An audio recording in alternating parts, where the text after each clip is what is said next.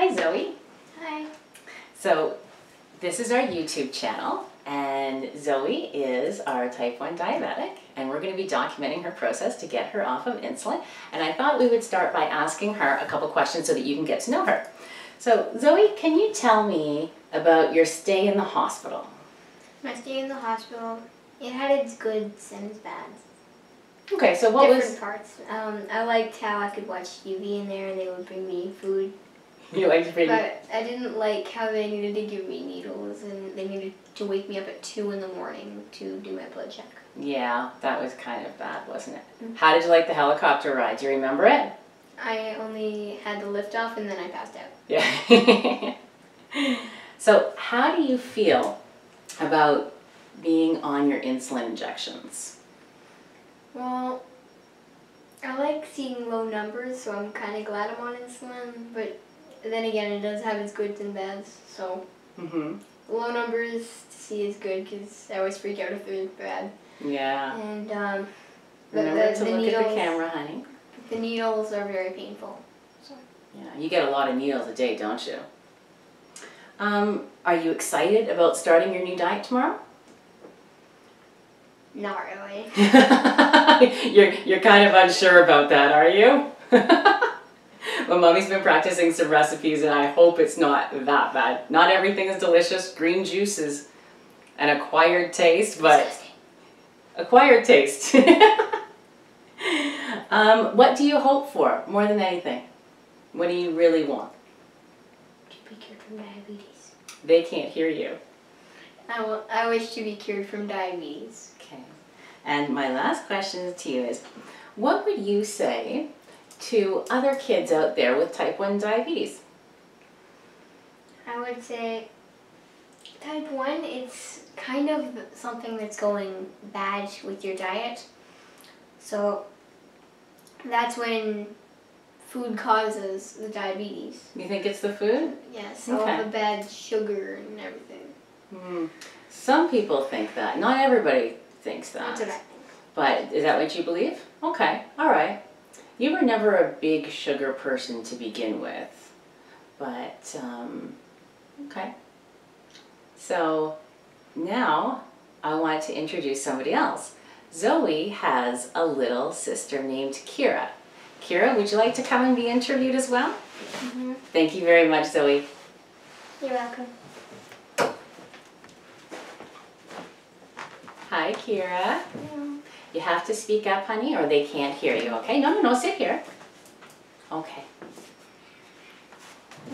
So, when you talk, there's the camera. That's your audience. Tell me, how old are you? 8. Well, I knew that.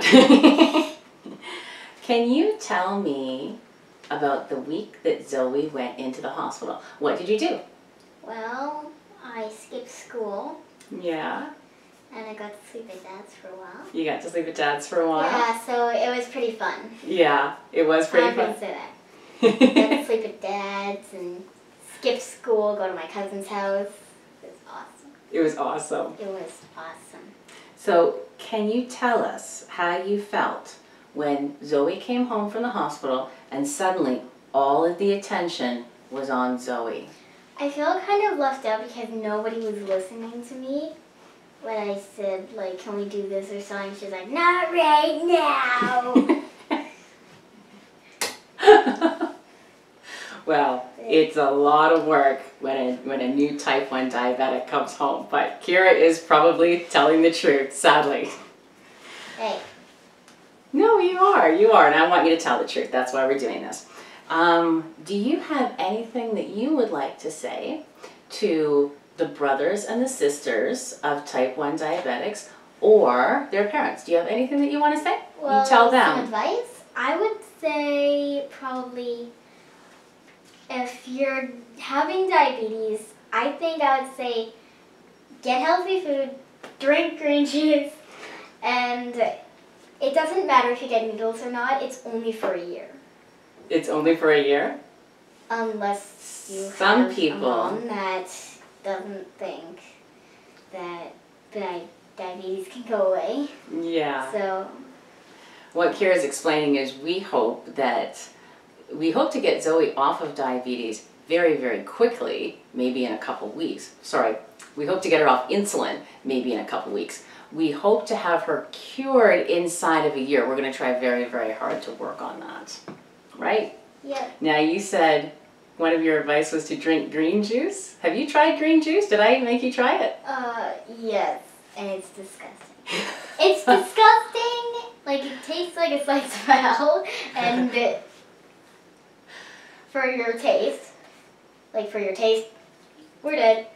Well, interestingly enough, it's probably the healthiest thing in the world for you. it is, and I have learned to make it taste a little bit better, which you will get the privilege of tasting tomorrow, because what we haven't said about Kira right now is that her blood sugar is starting to become high.